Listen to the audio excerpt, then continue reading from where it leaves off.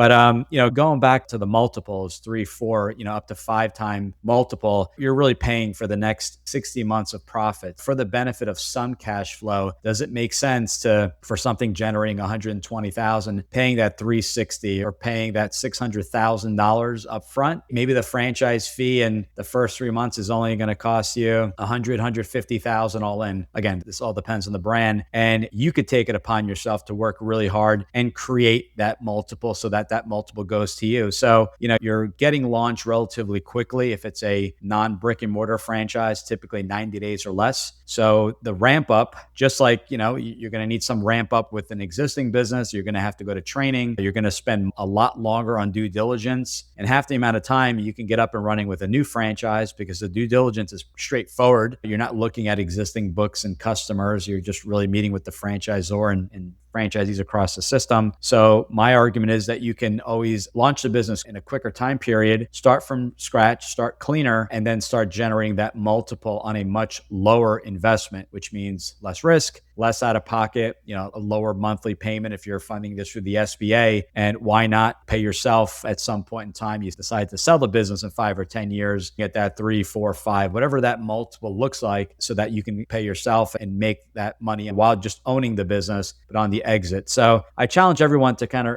think about existing cash flow and realistically, what does that look like from a pure cash flow after loan payment? What does it really look like? What type of premium are you paying? Is it worth to pay for the next 3, 4, 5 years in advance for what the business is doing now? You can make a much lower investment in the business and make it yours, clean slate, and not have to deal with any outstanding headaches, so that you can ramp up that business and sell it for whatever multiple is appropriate for your industry, length of time in business, and the amount of volume, because you want to obviously be showing some growth year over year while having those systems in place so you're not in the business full time, or, as they jokingly say, working 100 hours a week. Those are some things to consider. So think about that next time you're looking at a resale. I will say I spent years and years initially looking for resales. I just couldn't find anything. A lot of the resales, the numbers never seemed to match up, or there was cash involved, or they took this expense when it really wasn't. Just having a very hard time sifting through the information gathered. I'm not saying there's not some awesome resales out there. Sometimes there is what we call a fire sale. Someone just has to sell for whatever reason. And sometimes there are some great deals out there where the multiples come down to be significantly less. But,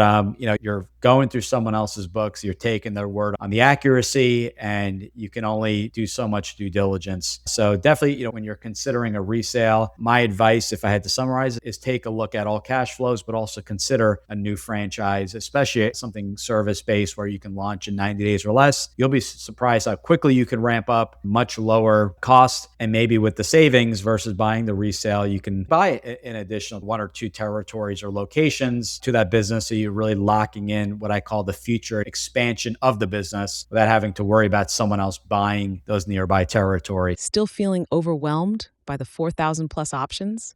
I'll show you exactly how to get a side-by-side comparison for your specific market.